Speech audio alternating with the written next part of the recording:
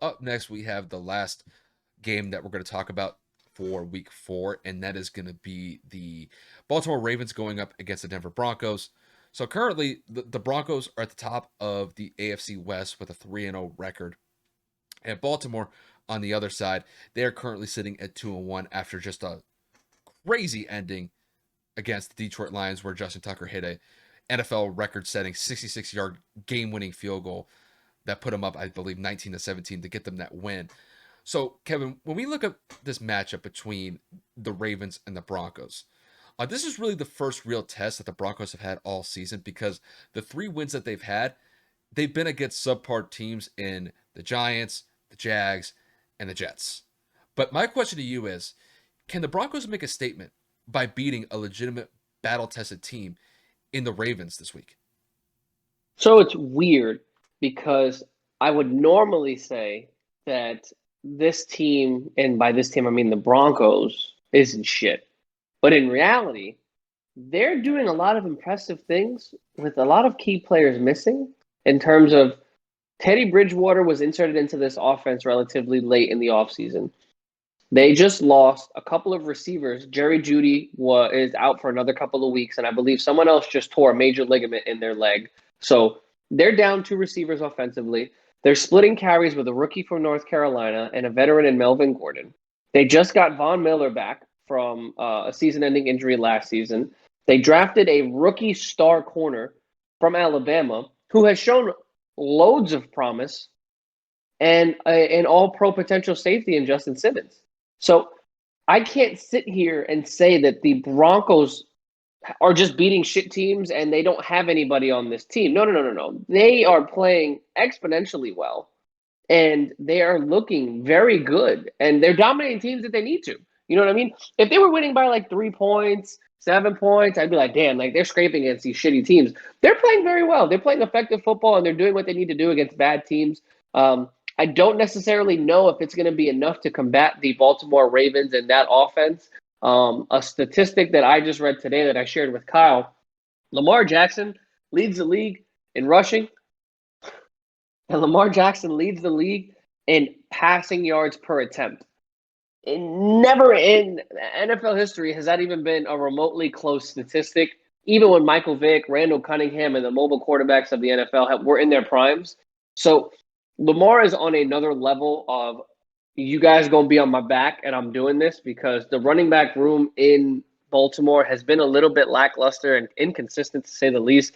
Losing J.K. Dobbins and then obviously losing Gus Edwards, they're kind of rotating between Latavius Murray and Trayvon Williams. Trayvon Williams, I believe, if I So could it's scream his name. legitimately going back and forth between a couple of it's like a running back committee, and then you have Lamar Jackson, the quarterback of the team, leading the NFL in rushing. So I don't necessarily know if they're ready for that RPO that Baltimore loves to run. I don't know if they're ready for the scrambling capabilities that Lamar brings to the table. But I will say that they're probably better equipped than a lot of other teams that they've played.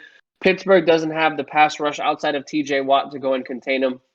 I don't think that Vegas had it either. And then last week, or should I say 2 weeks ago, the Chiefs definitely weren't able to find a reason, because Lamar had over 100 yards rushing in that game alone, the majority of those yards coming in the second half. So it really does pose the question of, can Denver pull this off?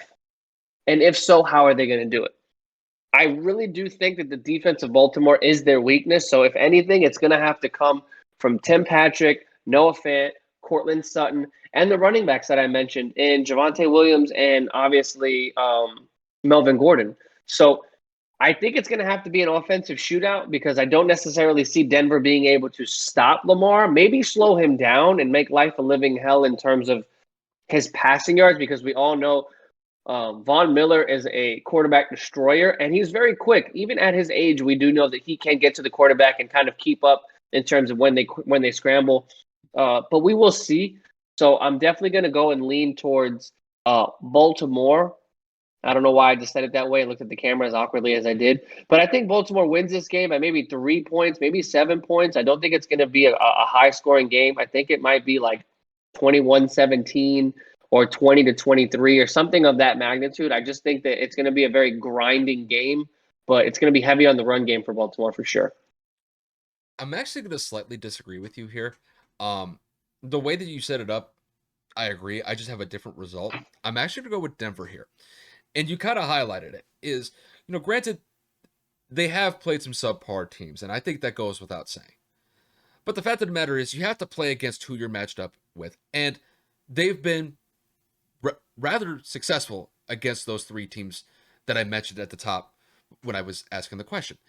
So when I look at this matchup, and I'm looking at what the Broncos are presented with here, they're going up against a team that, to be honest with you, they should be 1-2 in the Baltimore Ravens.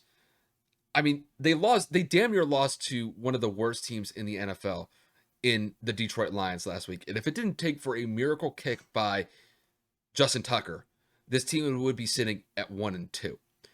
So I think if you're looking at this from Denver's perspective, I think you know that the secondary can be had. And with the way that Teddy Bridgewater has been playing so far this year, granted, he is not like lighting it up like, Tom Brady, Matt Stafford, but he's playing effective football. He's He's not putting doing the just enough. he's not putting the ball into harm's way too many times. And this team is going to be rather dependent on the run game. So I do expect that Melvin Gordon is going to have a solid game. I wouldn't be surprised if their backup running backs also get good touches, whether it's on the ground or in the passing game. And I do expect that Baltimore is going to have a little bit of a tough time to what Denver's defense is going to be able to present. Because when I look at what the Broncos have been able to do against the three teams that they've beaten so far, is they've held them in check. They've only given up 26 points in the first 3 games of the year, which means they're only giving up under 9 points a game. And granted, this is probably the most athletic quarterback that they've gone up against in Lamar Jackson, but I do think that they're going to be able to contain him. Because if you slow down Lamar Jackson in any capacity whatsoever, it is going to stifle that Baltimore offense.